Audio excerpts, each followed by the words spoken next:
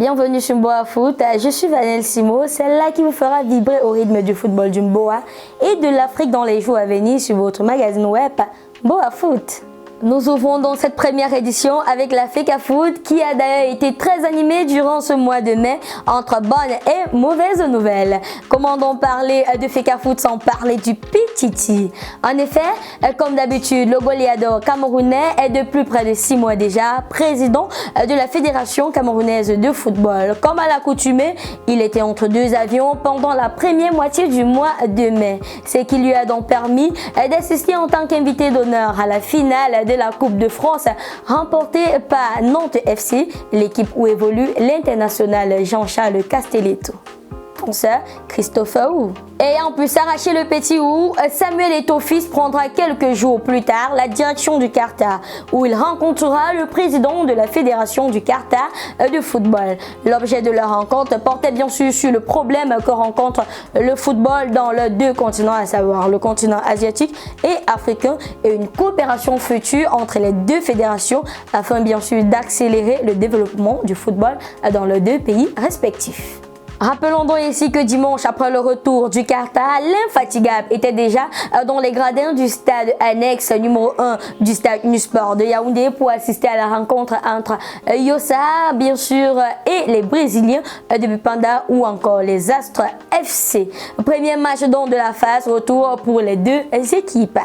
Jeudi dernier, après une visite au cabinet du ministre des Sports, accompagné bien sûr de la team dirigeante des Lions, où il évoque avec le patron des sports du Cameroun, le professeur Mwele Kombi, avec qui bien sûr ils ont évoqué des questions sur la préparation des prochaines séances des Lions. Il s'est donc rendu au ministère des enseignements secondaires où il a signé avec madame la ministre une convention relative au développement du football jeune au Cameroun.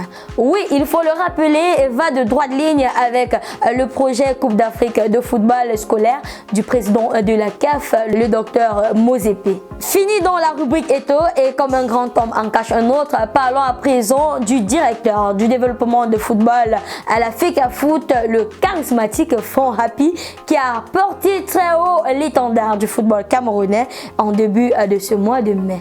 En effet, il faut le dire, le vendredi 6 mai, l'ancien PCA à l'Union Sport de Douala était à l'honneur du côté de Zurich, en Suisse bien sûr, où il a reçu son diplôme de fin de formation qui n'est autre que la FIFA Diploma Management in Football. Il est à noter que l'admission à cette formation est l'une des plus sélectives de la FIFA et que le Camerounais faisait partie donc du top 100 des lauréats et en passant le seul africain. Faisons maintenant éruption dans les sujets que d'aucuns considèrent comme des faits divers et d'autres comme des scandales ces derniers jours à la FECAFOOT. Il y a de cela plusieurs semaines que l'on assistait à la démission du désormais ex-secrétaire général de la FECAFOOT, Benjamin Didier Mbanglock. Ce dernier s'était donc vu quelques semaines auparavant retirer toute signature au nom de la Fédération camerounaise de football par le président de l'instance fêtière du football camerounais au profil bien sûr du directeur de cabinet. Il était à ce moment soupçonné de faire corruption. Dans sa lettre de démission, rappelons-le, ce dernier fera savoir à l'opinion que la FECAFOOT souffrait des problèmes de management. Et sans plus tarder, le mardi 24 mai, le président de la FECAFOOT, suite à une réunion du comité d'urgence de la fédération, signera un communiqué désignant bien sûr Monsieur Njounan Blaise, précédemment directeur des affaires juridiques de la FECAFOOT, au poste de secrétaire général par intérim. Un autre fait, et pas des moindres de ce mois de mai, à la maison du football camerounais. Et c'est la présence bien sûr des joueurs du Tonnerre Kalara Club que l'on a aperçu en train d'ouvrir leur compte bancaire UBA au siège de la FECAFOOT.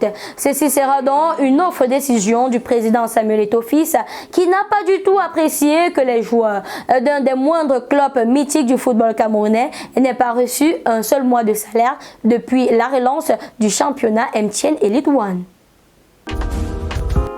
C'était donc tout pour cette première édition. Retrouvons-nous très bientôt pour une nouvelle édition et qu'ensemble nous vivrons au rythme du football caméra.